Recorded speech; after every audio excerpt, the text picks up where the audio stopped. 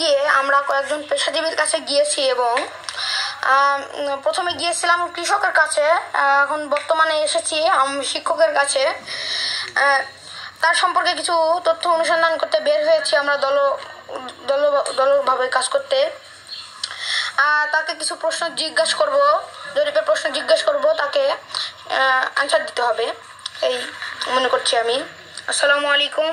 ওয়ালাইকুম আসসালাম। আপনি কেমন আছেন? আলহামদুলিল্লাহ। আপনি আপনার পেশা কি? আপনার কি পেশা? শিক্ষকতা পেশা নিয়ে আছে। আপনার নামটা কি এবং আপনার পরিচয় সহ দিয়ে দেন।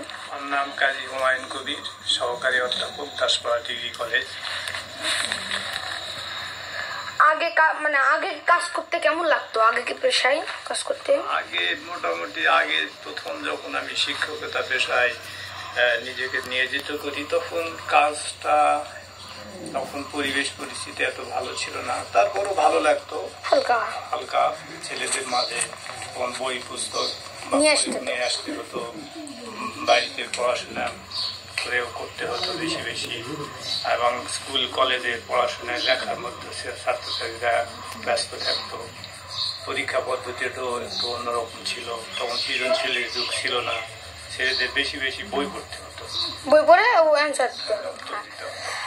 এখন কাজ করতে কেমন লাগে আপনার পেশায়?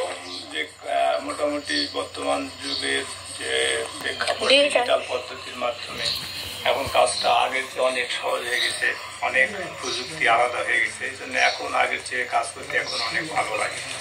হ্যাঁ, বুঝছি।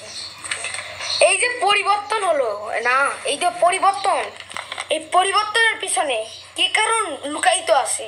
এই পরিবর্তন কেন? এই পরিবর্তনটা হচ্ছে বাংলাদেশ এগিয়ে যাচ্ছে, এর সাথে শিক্ষা ব্যবস্থা পরিবর্তন হচ্ছে। শিক্ষা ব্যবস্থার পরিবর্তনের জন্য আমাদের যে শিক্ষা প্রযুক্তি, এই প্রযুক্তি একটু আলাদা হয়ে গেছে। দেশ উন্নত হওয়ার জন্য, দেশ উন্নতির সাথে সাথে শিক্ষা সংস্কৃতি সময়ের অপচয় অনেক কম হচ্ছে বর্তমানে।